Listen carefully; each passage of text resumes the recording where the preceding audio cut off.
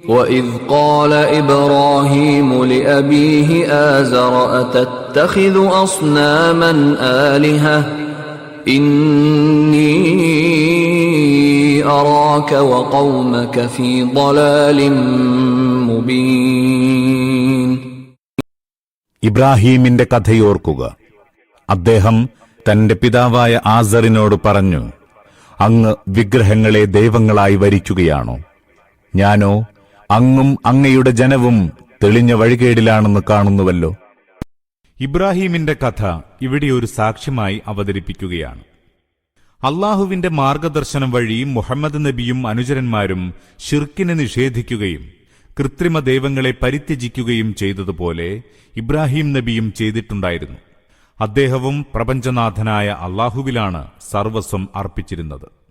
സ്വന്തം ജനത അദ്ദേഹത്തോട് തർക്കിച്ചിരുന്നു. ഇന്ന് മുഹമ്മദിനോടും അനുചരന്മാരോടും അജ്ഞരായ ജനം തർക്കിക്കുന്നതുപോലെ തന്നെ ഇബ്രാഹിം തന്റെ ജനതയ്ക്ക് നൽകിയിരുന്ന അതേ മറുപടിയാണ് ഇന്ന് മുഹമ്മദ് നബിയും അനുയായികളും അവർക്ക് നൽകുന്നത്. ആകയാൽ നൂഹും ഇബ്രാഹീമും ഇബ്രാഹിം വംശജരായ മറ്റെല്ലാ പ്രവാചകന്മാരും സ്വീകരിച്ചു പോന്ന അതേ സത്യമാർഗമാണ് മുഹമ്മദ് നബിയും അനുചരന്മാരും കൈക്കൊണ്ടിട്ടുള്ളത്. മുഹമ്മദിനെ നിഷേധിക്കുന്നവരാകട്ടെ പൂർവ്വപ്രവാചകന്മാരുടെ മാർഗം കൈവെടിഞ്ഞവരാണ്. ഇവിടെ ഒരു കാര്യം പ്രത്യേകം ശ്രദ്ധിക്കേണ്ടതുണ്ട്. അറബികൾ ഇബ്രാഹിം നബിയെ തങ്ങളുടെ ആചാര്യനായി വിശ്വസിച്ചിരുന്നു, വിശേഷിച്ചും ഖുറൈശികൾ. അവർ ഇബ്രാഹീമിന്റെ സന്തതികളും അദ്ദേഹം നിർമ്മിച്ച കഅബ ദേവാലയത്തിന്റെ സേവകരുമാണ്. അതിലവർ അഭിമാനം കൊണ്ടിരുന്നു. ഇബ്രാഹിം ഏകദൈവ വിശ്വാസിയായിരുന്നു. അദ്ദേഹത്തിന് ബഹുദൈവത്വത്തോട് കഠിനമായ വിരോധമായിരുന്നു. അദ്ദേഹം ബഹുദൈവ വിശ്വാസികളുമായി നിരന്തര സമരത്തിലായിരുന്നു. എന്നെല്ലാം ഇവിടെ പറഞ്ഞതിന്റെ ഉദ്ദേശ്യം ഇതാണ്: ഖുറൈശികളുടെ അഭിമാനത്തിന് നിദാനമായ ഇബ്രാഹീമിന്റെ പിന്തുടർച്ചാവകാശം യഥാർത്ഥത്തിൽ അവർക്കില്ല. അവിശ്വാസികളായ അറബികൾക്ക് വിഗ്രഹമതത്തിൽ സംതൃപ്തിയടയാൻ ഒരു ന്യായീകരണവുമില്ല. ഇന്ന് ഇബ്രാഹീമിന്റെ സ്ഥാനത്ത് നിൽക്കുന്നവർ മുഹമ്മദ് നബിയും മുസ്ലിങ്ങളുമാണ്. ഖുറൈശികളും മറ്റ് അറബികളും ഇബ്രാഹീമിന്റെ എതിരാളികളുടെ സ്ഥാനത്താണുള്ളത്. ഇബ്രാഹീമിന്റെ പിന്തുടർച്ച അവകാശപ്പെടുന്ന മക്ക മുശ്രിക്കുകളുടെ വിശ്വാസങ്ങളും ആചാരങ്ങളും ഇബ്രാഹിം നബി പ്രബോധനം ചെയ്ത വിശ്വാസാചാരങ്ങൾക്ക് തികച്ചും വിരുദ്ധമാണ്. وَكَذَلِكَ نُرِي إِبْرَاهِيمَ مَلَكُوتَ السَّمَاوَاتِ وَالْأَرْضِ وَلِيَكُونَ مِنَ الْمُوقِنِينَ.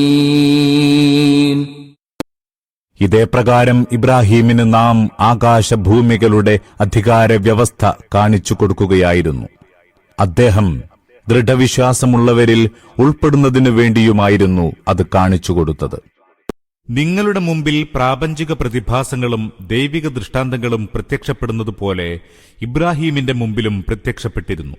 എന്നാൽ അദ്ദേഹം അവയുടെ നേരെ നിങ്ങളെപ്പോലെ കണ്ണടയ്ക്കുകയല്ല ചെയ്തത്. മറിച്ച് അദ്ദേഹം ആ പ്രതിഭാസങ്ങളെയും അടയാളങ്ങളെയും കണ്ണു തുറന്നു നിരീക്ഷിച്ചു. അതിലൂടെ സത്യത്തിലെത്തിച്ചേർന്നു. നിങ്ങളുടെ കൺമുമ്പിൽ നിത്യേന ഉദിച്ചുയർന്ന് അസ്തമിക്കുന്ന സൂര്യനും ചന്ദ്രനും നക്ഷത്രങ്ങളും തന്നെയാണ് അദ്ദേഹവും കണ്ടത്. അവ ഉദയം ചെയ്യുന്നതുപോലെ അസ്തമിക്കുന്നു. നിങ്ങളിലോ ഒരു മാറ്റവും ഉണ്ടാവുന്നില്ല.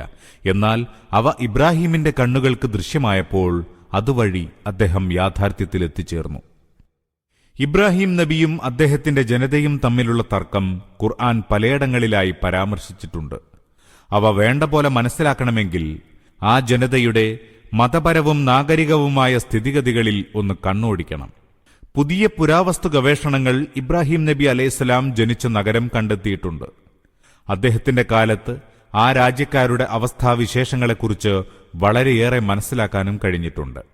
സർ ലിയോനാർഡ് വുള്ളി തന്റെ അബ്രഹാം എന്ന കൃതിയിൽ ആ ഗവേഷണ ഫലങ്ങൾ പ്രസിദ്ധീകരിച്ചിരിക്കുന്നതിന്റെ ചുരുക്കം ഇങ്ങനെയാണ്: BC 2100 കാലത്താണ് ഇബ്രാഹിമിന്റെ ജീവിതം. ഗവേഷകന്മാർ പൊതുവിൽ ഇത് അംഗീകരിക്കുന്നുണ്ട്. അന്ന് ഊർ പട്ടണത്തിലെ ജനസംഖ്യ ഏതാണ്ട് 2.5 ലക്ഷമായിരുന്നു. 5 ലക്ഷം വരെ ആയിക്കൂടുന്നില്ല. വലിയൊരു വ്യാപാര കേന്ദ്രമായിരുന്നു അത്. പാമീരിൽ നിന്നും നീലഗിരിയിൽ നിന്നും വരെ അവിടെ ചരക്കുകൾ ഇറക്കുമതി ചെയ്തിരുന്നു. അനാത്തൂലിയയുമായും ഊർ പട്ടണത്തിന് കച്ചവട ബന്ധമുണ്ടായിരുന്നു. ഈ പട്ടണം തലസ്ഥാനമായുള്ള രാഷ്ട്രത്തിന്റെ അതിർത്തികൾ ഇന്നത്തെ ഇറാഖിനേക്കാൾ വടക്കുഭാഗം സ്വൽപ്പം കുറഞ്ഞും പടിഞ്ഞാറുഭാഗം അല്പം കൂടിയുമിരുന്നു. നാട്ടുകാരധികവും വ്യവസായികളോ വ്യാപാരികളോ ആയിരുന്നു. ധനം സമ്പാദിക്കുക, സുഖസൗകര്യങ്ങൾ അധികമധികം ആർജിക്കുക, ഇതായിരുന്നു അവരുടെ ഏറ്റവും വലിയ ജീവിത ലക്ഷ്യം. പലിശയ്ക്ക് പ്രചുരപ്രചാരം സിദ്ധിച്ചിരുന്നു. കടുത്ത വ്യാപാര മനസ്ഥിതിക്കാരായിരുന്നു അവർ. ഓരോരുത്തനും അപരനെ വീക്ഷിച്ചിരുന്നത് സംശയദൃഷ്ടിയോടെയാണ്. ധാരാളം കേസുകളും വ്യവഹാരങ്ങളും പരസ്പരം നടമാടിയിരുന്നു. തങ്ങളുടെ ദേവന്മാരോടുള്ള പ്രാർത്ഥനകൾ അധികവും ആയുർദൈർഘ്യം, സുഖജീവിതം, വ്യാപാരാഭിവൃദ്ധി എന്നിവയ്ക്കു വേണ്ടിയായിരുന്നു. ജനങ്ങൾ പ്രധാനമായും 3 വർഗങ്ങളായിരുന്നു. 1. അമേലു. ഇവരായിരുന്നു ഏറ്റവും ഉന്നതവർഗം. പുരോഹിതന്മാർ, ഗവൺമെന്റ് ഉദ്യോഗസ്ഥന്മാർ, സൈനിക ഓഫീസർമാർ മുതലായവർ ഈ വർഗത്തിൽപ്പെട്ടവരായിരുന്നു. 2. മുഷ്കന്നു. ഇവർ വ്യാപാരികളും വ്യവസായികളും കർഷകരുമായിരുന്നു. 3. അർദു. ഇവർ അടിമകളായിരുന്നു. ഇവരിൽ അമേലു പ്രത്യേക പരിഗണനകൾ ഉള്ളവരാണ്. അവരുടെ സിവിലും ക്രിമിനലുമായ അവകാശങ്ങൾ മറ്റുള്ളവരുടേതിൽ നിന്ന് വ്യത്യസ്തമായിരുന്നു. അവരുടെ ധനത്തിനും ജീവനും കൂടുതൽ വില കൽപ്പിക്കപ്പെട്ടിരുന്നു. ഊർ പട്ടണത്തിൽ ഈ സമുദായത്തിലാണ് ഇബ്രാഹിം നബി അലൈഹിസ്സലാം ജനിച്ചത്. തൽമൂദിന്റെ വിവരണത്തിൽ നിന്ന് അദ്ദേഹം അമേലു വർഗത്തിൽപ്പെട്ട ഒരംഗമായിരുന്നു എന്നതിന് പുറമെ ഇബ്രാഹിമിന്റെ പിതാവ് രാഷ്ട്രത്തിലെ ഏറ്റവും വലിയ ഉദ്യോഗസ്ഥനായിരുന്നുവെന്നും നമുക്ക് മനസ്സിലാവുന്നു. ഊറിലെ ശിലാരേഖകളിൽ നിന്ന് ഏതാണ്ട് 5000 ദേവന്മാരുടെ പേർ ലഭിക്കുന്നുണ്ട്. നാട്ടിലെ വിവിധ പട്ടണങ്ങൾക്ക് വേറെ വേറെ ദേവന്മാരുണ്ടായിരുന്നു. ഓരോ പട്ടണത്തിനും രക്ഷകനായ ഓരോ പ്രത്യേക ദേവനുണ്ടായിരുന്നു. അയാൾ നഗരദേവനായും മഹാദേവനായും ഗണിക്കപ്പെട്ടു. നഗരദേവൻ കൂടുതൽ ആദരിക്കപ്പെട്ടിരുന്നു. ഊർ നഗരദേവന്റെ നാമം നന്നാർ ചന്ദ്രദേവൻ എന്നായിരുന്നു. ഊർ നഗരത്തിന് പിന്നീട് ഖമരീന എന്ന പേർ കൊടുക്കാൻ കാരണം അതായിരിക്കണം. ഊർ പട്ടണം കഴിച്ചാൽ പിന്നത്തെ പ്രധാന നഗരം ലർസയായിരുന്നു. അതുതന്നെയായിരുന്നു പിന്നത്തെ തലസ്ഥാനം. അവിടെ നഗരദേവൻ ഷമ്മാസ് എന്ന് വിളിച്ചിരുന്ന സൂര്യദേവനായിരുന്നു. ഈ മഹാദേവന്മാരുടെ കീഴിലായി ഒട്ടു വളരെ ചെറുദൈവങ്ങളും ഉണ്ടായിരുന്നു.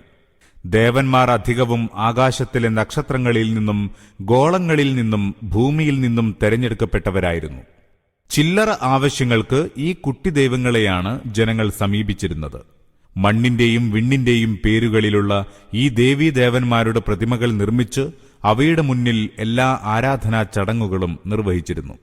ഉയർന്നൊരു കുന്നിൻ മുകളിൽ അതിഗംഭീരമായൊരു ക്ഷേത്രമുണ്ടാക്കി അതിലാണ് നന്നാർ ദേവന്റെ പ്രതിമ സ്ഥാപിച്ചിരുന്നത്. തൊട്ടടുത്തായി നന്നാറിന്റെ ദേവി നിൻഗലിന്റെ ക്ഷേത്രമുണ്ടായിരുന്നു. ഒരു കൊട്ടാരത്തിന് തുല്യമായിരുന്നു നന്നാർ ക്ഷേത്രം. അവന്റെ ഉറക്കറയിൽ നിത്യേന രാത്രി ഒരു പൂജാരിണി നന്നാറിനു വേണ്ടി വധുചമയുക പതിവായിരുന്നു. ക്ഷേത്രത്തിൽ സ്ത്രീകൾ ധാരാളമായി ദേവന്മാർക്ക് ഒഴിഞ്ഞുവെക്കപ്പെട്ടിരുന്നു. അവർ ദേവദാസികൾക്ക് തുല്യരായിരുന്നു. തന്റെ കന്യകാത്വം ദേവനാമത്തിൽ ബലി കൊടുക്കുന്ന യുവതി വളരെ മാന്യയായി കണക്കാക്കപ്പെട്ടിരുന്നു. ചുരുങ്ങിയത് ഒരിക്കലെങ്കിലും തന്റെ ചാരിത്ര്യം ദൈവമാർഗത്തിൽ പരപുരുഷന് ആഹുതി ചെയ്യുന്നത് സ്ത്രീകളെ സംബന്ധിച്ചിടത്തോളം മോക്ഷമാർഗമായി അംഗീകരിക്കപ്പെട്ടിരുന്നു. ഈ മതവേശ്യാവൃത്തിയിൽ നിന്ന് മുതലെടുത്തിരുന്നത് അധികവും പുരോഹിതന്മാരാണെന്നത് പറയേണ്ടതില്ലല്ലോ. നന്നാർ ഒരു ദേവൻ മാത്രമായിരുന്നില്ല.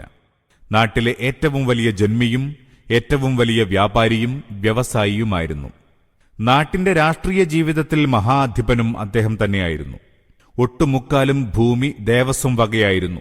തോട്ടം, കെട്ടിടങ്ങൾ, ഭൂസ്വത്തുക്കൾ, അങ്ങനെ ധാരാളം സമ്പത്ത് നന്നാരിന്റെ പേരിൽ വഖഫായുണ്ടായിരുന്നു. ഇവയിൽ നിന്നുള്ള ആദായത്തിന് പുറമെ കൃഷിക്കാരും ജന്മിമാരും കച്ചവടക്കാരുമെല്ലാം പലതരം ധാന്യങ്ങൾ, പാൽ, സ്വർണം, വസ്ത്രം തുടങ്ങിയ സാധനങ്ങളും ക്ഷേത്രത്തിൽ വഴിപാട് കൊടുത്തിരുന്നു.